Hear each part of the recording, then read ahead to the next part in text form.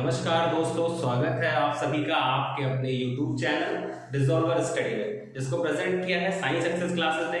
मेरा नाम आकाश सिंह, मैं आप सबको मैथमेटिक्स पढ़ाऊंगा और मैं आप सबसे क्षमा चाहता हूँ कि काफ़ी दिन से हमारे इस चैनल पर वीडियो नहीं आ पा रही थी, जिसका कारण कोचिंग में कुछ टेक्निकल इश्यूज था और उसके बाद देश में महामारी कोरोना जैसी बीमारी आ गई, जिसके चलते पूरे संपूर्ण देश में आज भी लॉकडाउन चल रहा है और लॉकडाउन के चलते हम वीडियो नहीं बना पा रहे थे।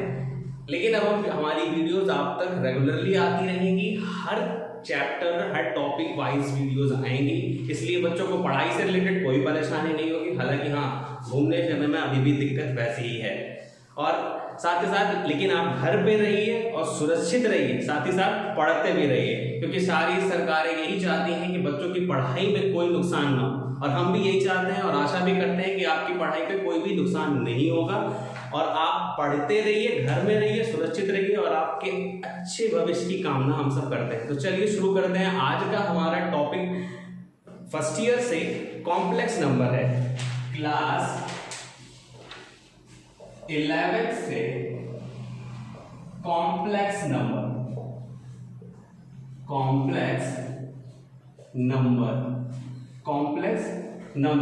तो फर्स्ट ऑफ ऑल मैं आप सबको ये बताना चाहता हूं कि किसी भी चीज की यानी कोई भी नंबर की जरूरत हमें क्यों पड़ती है।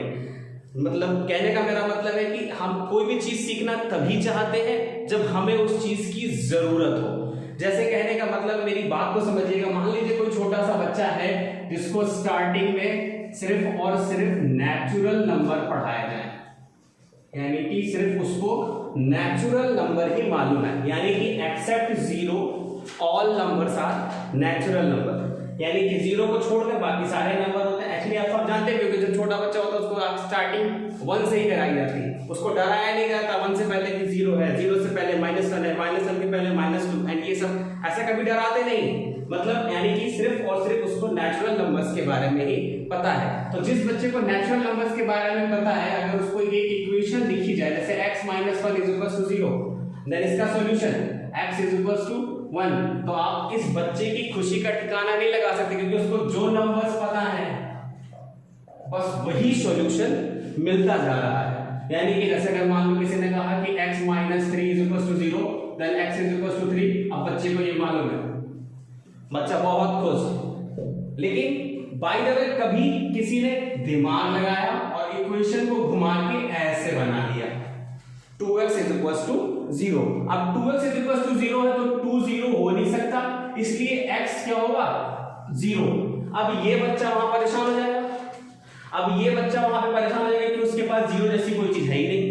अब यहां पे जरूरत पड़ी हमें एक नई चीज सीखने की, यानी कि अब ये बच्चा क्या चाहता है कि उसको कोई ऐसी चीज पता हो जिसमें 0 हो, तब उसे सिखाया जाता है होल नंबर। क्या सिखाया जाता है? Whole number. अब होल नंबर क्या चीज होती है? सारे positive number including 0 whole number होते हैं। यानी इस बच्चे को अब ये सीखना जरूरी हो गया कि होल नंबर में 0 है, यानी 0 उसको चाहिए तो 0 होल नंबर जानना पड़ा। अब मान लीजिए उसी बच्चे को अब फिर उसी तरह क्वेश्चन आया x = 9, x - 9 = 0, तो x की सॉल्यूशन 9, यानी कि अब ये बच्चा बहुत खुश जब होल नंबर जान गया। लेकिन थोड़े समय बाद हुआ यूं कि किसी ने कहा x + 4 = 0, तो इक्वेशन का सॉल्यूशन आया x = -4। अब -4, अब बच्चा फिर परेशान, क्योंकि या तो वो नेचुरल नंबर जानता है या तो फिर वो होल नंबर जानता है। अब वो फिर परेशान कि -4 कहां से आया, यानी कि अब -4 कौन सी चीज है, तब उसे फिर से नया नंबर जानने की जरूरत पड़ी, जो कि है इंटीजर।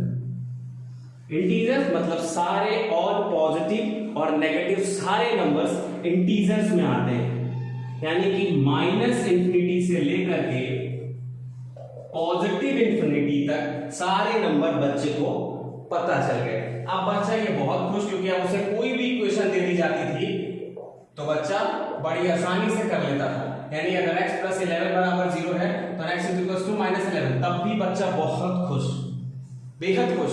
लेकिन धीरे धीरे बच्चा बड़ा होता गया और फिर कुछ इक्वेशन भी बदलती गई।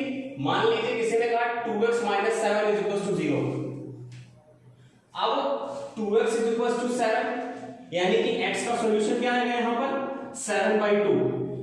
अब ये बच्चा इतने नंबर जानने के बावजूद भी यहां फंस गया कि आखिर ये कौन सा नंबर है, मतलब 7/2 कहां से आया, यानी कि अभी 7/2 कैसा नंबर है। तब बच्चे को एक और नंबर सिखाएगा कि नहीं, ऐसा एक और नंबर होता है जो कि रैशनल नंबर है, जिसे p/q के फॉर्म में लिखा जा सकता है, लेकिन q 0 नहीं होता। यानी कि जैसी जैसी जरूरतें बढ़ती जाती हैं हमें चीजें सीखने की जरूरत पड़ती है। ठीक वैसे ही अगर बच्चा हमेशा की तरह खुश था, लेकिन किसी ने उससे कह दिया कि x + 9 is equals to x square + 9 is equals to 0। अब वो बच्चा सॉल्यूशन खोल रहा है कि इस इक्वेशन का सॉल्यूशन क्या होगा। तो उसने क्या किया कि x square is equals to -9 लिखा, तो x का सॉल्यूशन आएगा स्क्वायर रूट ओवर 9। लेकिन स्क्वायर के अंदर कभी भी माइनस साइन होना नहीं चाहिए, तो स्क्वायर रूट ऑफ 9 बच्चा जानता है कि स्क्वायर रूट ऑफ 9 तो वो +-3 तो लिख सकता है, लेकिन -1 का स्क्वायर रूट क्या होगा। अब बच्चा सारे नंबर जानने के बाद हो सकता है उसे रैशनल नंबर भी पता हो, रियल नंबर भी पता है, लेकिन बच्चा यहां पे फंसा हुआ है क्योंकि उसे कुछ नया चाहिए। अब नया चीज जानने के लिए अब नई चीज क्या चाहिए, नई चीज वो चाहिए कि दुनिया में कोई एक ऐसा नंबर हो जिसका स्क्वायर नेगेटिव हो। तो लोगों ने कहा कि एक नंबर हम लोग इमेजिन कर लेते हैं। इमेजिन का मतलब हम लोग एक नंबर है i जिसका स्क्वायर -1 इमेजिन कर लेते हैं, यानी कि एक इमेजिनरी नंबर है, ये एक इमेजिनरी नंबर है, यानी कि x is equals to √9i²। तो इस इक्वेशन का जो सॉल्यूशन हो जाएगा अब √9 यानी कि +-3 और ये i, तो ये जो i वाला नंबर है ये नंबर होता है इमेजिनरी नंबर, और इसी इमेजिनरी नंबर पर बेस्ड है हमारा कॉम्प्लेक्स नंबर। तो आइए चलते हैं कॉम्प्लेक्स नंबर की डेफिनेशन की तरफ। उम्मीद करता हूं आपको समझ में आया है कि जरूरत क्यों पड़ी कॉम्प्लेक्स नंबर की। कॉम्प्लेक्स नंबर की डेफिनेशन, कॉम्प्लेक्स नंबर को हिंदी में कहते हैं समिश्र संख्या। समिश्र संख्या हम कॉम्प्लेक्स नंबर की डेफिनेशन को बताते हैं, such a combination of a dual number whose one part is real part and second part is imaginary part are called complex number। यानी कि दो नंबर का ऐसा संयोजन जिसमें एक पार्ट वास्तविक पार्ट हो तथा दूसरा भाग काल्पनिक भाग हो, ऐसी संख्या को हम लोग बोलते हैं समिश्र संख्या। यानी कि दो नंबर्स, एग्जांपल लेके बताता हूं। As a example let a plus ib be a complex number, मतलब a plus ib एक कोई कॉम्प्लेक्स नंबर है where a is real part, a is real part, जहां a जो है वो रियल पार्ट है, and ib is imaginary part, ib is imaginary part, मतलब IB जो है वो इमेजिनरी पार्ट है एंड A जो है वो रियल पार्ट है, but A and B both are real. कहने का मतलब है कि A भी रियल होगा और B भी रियल होगा, लेकिन A को हम लोग बोलेंगे रियल पार्ट और IB को हम लोग बोलेंगे इमेजिनरी पार्ट, और A प्लस IB जो होगा वो एक कॉम्प्लेक्स नंबर को बताएगा। We can also define as z is equals to x plus iy। हम नॉर्मली इसको z is equals to x plus iy का फॉर्म में लिखेंगे, where z is real part and iy is imaginary, where x and i both are real part, both are real number, both are real number। जहां तक कि हाँ आपको सारी बातें समझ में आ गई, जैसे z is equals to 4 plus 5। ध्यान से देखा जाए तो 4 भी रियल है, 5 भी रियल है, लेकिन 4 को हम लोग बोलेंगे रियल पार्ट एंड ये वाला जो पार्ट होगा वो हमारा होगा इमेजिनरी पार्ट। क्या होगा? Imaginary part. तो आइए मैं आपको बताता हूं, एक चीज और होती है conjugate of a complex number. conjugate of complex number, conjugate of a complex number, conjugate of a complex number क्या होता है? let z is equals to x plus iy be any complex number. अगर z is equals to x plus iy be any complex number, then conjugate of z is denoted as z bar. मतलब z का जो conjugate है उसे हम z बार से denote करते हैं। z का जो कॉन्जुगेट है उसे हम z बार से डिनोट करते हैं एंड डिफाइंड एज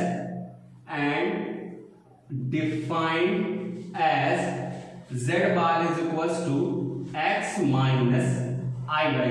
ध्यान से समझिएगा, अगर z is equals to x plus iy के कॉम्प्लेक्स नंबर है, उसका जो कॉन्जुगेट होता है वो z बार से डिफाइन किया जाता है। और होता क्या है, z अगर x प्लस iy है तो z बार जो है x माइनस iy होगा, यानी कि जहां पर i होगा उसका साइन चेंज कर देंगे। बहुत सारे लोग बताते हैं कि बीच का साइन, लेकिन अगर मान लीजिए z is equals to iy plus x है तो यहां पर जो z बार है वो z बार होगा माइनस iy पॉजिटिव x, यानी कि हमेशा जो है वो इमेजिनरी पार्ट वाले का साइन चेंज करते हैं, हमेशा जो है इमेजिनरी पार्ट वाले साइन का चेंज करते हैं। और आप सब इसे नोट कर सकते हैं ना। कॉम्प्लेक्स नंबर की डेफिनेशन हमने पढ़ी है, साथ ही साथ conjugate of a complex number पढ़ा। कॉन्जुगेट को हम लोग हिंदी में कहते हैं संयुग्मी समिश्र संख्या। अब नोट करके एक पॉइंट बताता हूँ, बहुत ही इंपॉर्टेंट पॉइंट है, बहुत ही ज्यादा इंपॉर्टेंट है। नोट कि if z is solution of any equation, यानी कि अगर z कोई किसी भी इक्वेशन का सॉल्यूशन होता है, then z bar is also solution। इसका मतलब यह है कि अगर z किसी भी समीकरण का हल है तो z बार यानी उसका संयुग्मी भी उस समीकरण का हल होगी। जैसे कहने का मतलब है कि x square plus 9 is equal to 0, इसका एक solution x is equal to 3i है, तो इसका संयुग्मी माइनस 3i भी इसका सॉल्यूशन होगा। या आइदर ये कहें कि अगर z is equal to a plus ib किसी भी इक्वेशन का सॉल्यूशन है, देन z बार भी उसका सॉल्यूशन होगा। यानी कि कॉम्प्लेक्स नंबर के जो सॉल्यूशंस होते हैं वो पेयर फॉर्म में एग्जिस्ट करते हैं, यानी कि z अगर सॉल्यूशन है तो z बार भी होगा, अगर z बार है तो z ऑब्वियसली होगा। तो चलिए आइए चलते हैं आगे और इसे आप नोट कर सकते हैं। कॉम्प्लेक्स नंबर की डेफिनेशन के बाद हमारा अगला topic modulus of complex number, यानी कि कॉम्प्लेक्स नंबर का मॉडुलस, इसको हिंदी में कहते हैं मापांक, किसी भी समिश्र संख्या का मापांक, समिश्र संख्या का मापांक। Let z is equals to x plus iy be any complex number, any complex number, then modulus of z is denoted as mod z। इसे mod z से लिखा जाता है, mod z and defined as, और इसे define इस तरीके से करते हैं कि अगर z is equal to x plus iy कोई कॉम्प्लेक्स नंबर है तो इसका मॉडुलस ऑफ z डिफाइंड होता है under root over real part to the square plus imaginary part का स्क्वायर, यानी कि रियल पार्ट का स्क्वायर प्लस इमेजिनरी पार्ट का स्क्वायर, दैट इज कि mod z is equals to under root over x square plus y square. मतलब अगर z is equals to x plus i y कोई complex number है तो उसका modulus यानी उसका मापांक जो है हम मॉड z से निरूपित करते हैं। निरूपित इन द सेंस मतलब इस तरीके से लिखा जाता है और लिखा इस तरीके से जाता है, लेकिन दर्शाया इस तरीके से जाता है कि अगर z is equals to x plus i y की कॉम्प्लेक्स नंबर है तो उसका जो मॉडुलस है mod z under root over x square plus y square, यानी कि रियल पार्ट का स्क्वायर प्लस इमेजिनरी पार्ट का स्क्वायर। इस पर बेस्ड एक बहुत इंपॉर्टेंट प्रूविंग होती है, क्वेश्चन है जिसकी प्रूविंग लगातार पूछी जाती है। z bar is equals to mod z square where z is any complex number, यानी कि अगर जहां z कोई कॉम्प्लेक्स नंबर है तो z bar is equals to mod z square. ये एक प्रूविंग है, एक तरीके का क्वेश्चन है जिसकी प्रूविंग हमेशा पूछी जाती है और इंटरमीडिएट के बेस पर इंपॉर्टेंट भी है कि इसकी प्रूविंग कैसे करते हैं। जैसे इसको प्रूव करने के लिए, हालांकि ये जितना हमने पढ़ाया है उस पर ही बेस्ड है। Proof let z is equals to x plus i y, let z is equals to x plus i y be any complex number. इतना याद रखना है कि कोई भी अगर कॉम्प्लेक्स नंबर की बात करता है तो हमेशा z is equals to x plus i y ही लेकर चलेंगे। z is equals to i y, जहां पर x जो है वो रियल पार्ट है, i y जो है वो इमेजिनरी पार्ट है और x y दोनों के दोनों ही रियल नंबर्स हैं। अगर z is equals to x plus i y, then हम जानते हैं z बार यानी कॉन्जुगेट यानी कि संयुग्मी, इसका संयुग्मी जो है x माइनस i y से लिखा जाएगा, x minus i y। Since question के अकॉर्डिंग हमें निकालना है z बार यानी कि x plus i y into x minus i y, x plus i y into x minus i y। z bar की वैल्यू को निकाल रहे हैं। z bar is equals to x plus i y into x minus i y। Since a plus b into a minus b का formula होता है a square minus b square, a square minus b square, यानी कि z bar is equals to, इस फॉर्मूले को इस पे अप्लाई कर देते हैं जहां a ये है b ये है, ये a है ये b, यानी a प्लस b और a माइनस b, यानी कि this is x square minus i square y square, i square y square. Since हम लोग सभी जानते हैं कि i की जो वैल्यू होती है वो रूट ओवर -1 होती है, i की जो वैल्यू है वो रूट ओवर -1 होती है और i स्क्वायर की वैल्यू -1 के इक्वल, i स्क्वायर की वैल्यू -1 के इक्वल, यानी कि z bar is equals to x square i square -1, यानी दिस इज +1। अगर आप सब बुरा ना माने तो इस चीज को ऐसे लिखा जा सकता है z bar is equals to under root over x square plus y square, इस पे स्क्वायर। अगर ध्यान दिया जाए दिस इक्वेशन को तो ये इक्वेशन नंबर स्टार, यहां से हम लोग इस वैल्यू को z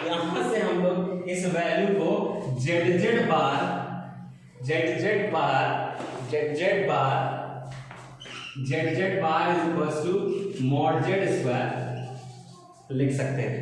z bar is equals to mod z square लिख सकते हैं, यानी कि यहां से हमारी प्रूविंग प्रूफ हो जाती है, यानी z bar is equals to mod z square, यहां से हमारी ये प्रूविंग प्रूफ हो जाती है।